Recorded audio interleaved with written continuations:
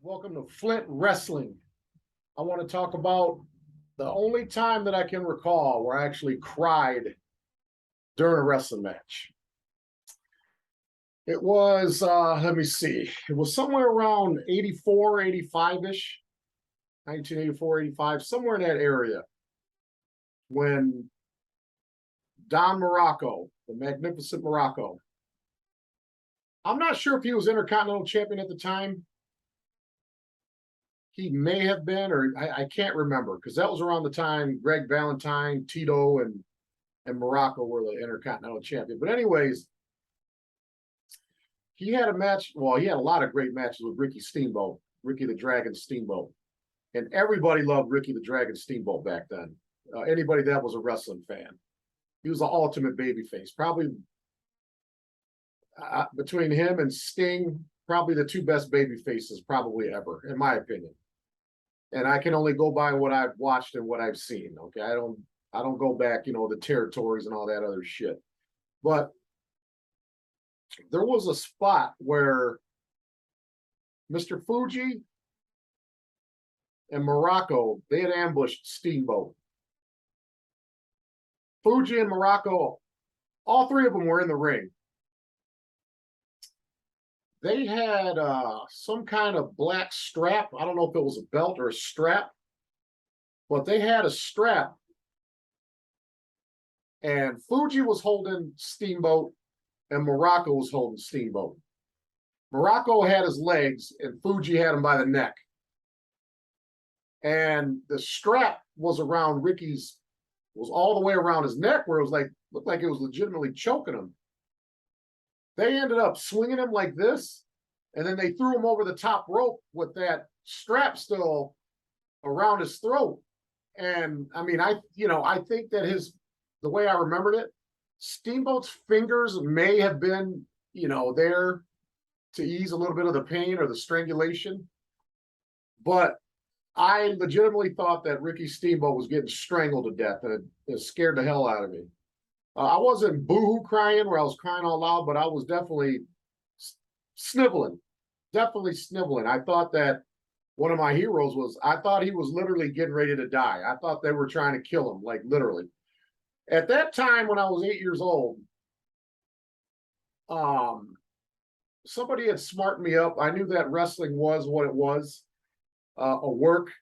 I didn't know what that inside term was back then, a work. But I knew that it was a work, even though I didn't know that's what it was called. But I still thought that they were legitimately trying to kill Ricky Steamboat, and I thought that that they were strangling him to death. And I had a hard time sleeping that night. I was afraid. I was scared. I was 8 years old, so I didn't know any better. I thought one of my heroes was getting ready to die. So that's the time where I legitimately thought one of my heroes, one of my favorite wrestlers of all time, Ricky the Dragon Steamboat, was literally getting ready to die in the ring. I didn't know any better. If you ever watch the clip, you'll understand what I'm talking about.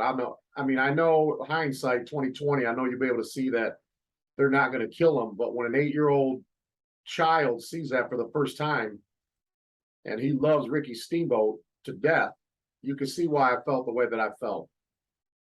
And Don Muraco, man, could that guy draw some heat, man. Everybody hated Don Muraco back then when he was under the guidance of Mr. Fuji.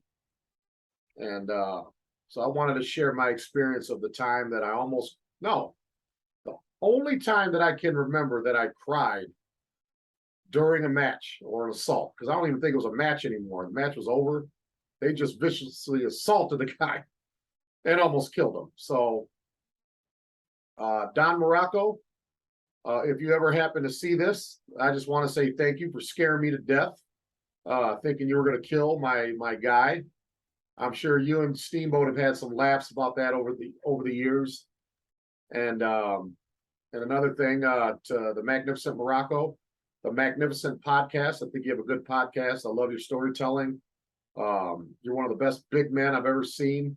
Guy your size, to be able to do the things that you can do, and you were a damn good athlete, good powerhouse. You were a good baby face too.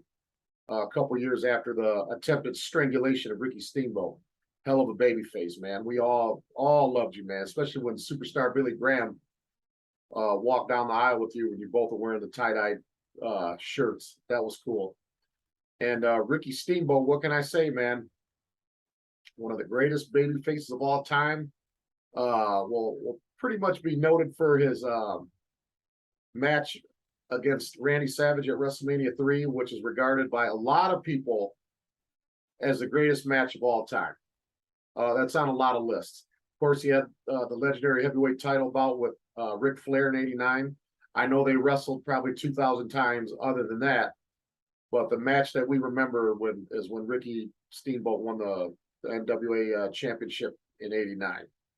So Steamboat and Muraco, that was a great rivalry. Almost 40 years ago, man. We're talking 37 years ago. I was an 8-year-old in the second or third grade. So I just want to say to Don Muraco and Ricky Steamboat, thank you for that great memory. You guys look incredible today. I follow you guys, online to see how you guys are doing. I watch some of your interviews. You guys are great. And I want to say, rest in peace, Mr. Fuji, one of the greatest managers of all time, the devious one, as Gorilla Monsoon used to call him. So that is the time that I actually cried, had tears, had to wipe tears because I thought Steamboat was going to die. Thank God you didn't die, Steamboat. This is Flint Wrestling. Go Blue.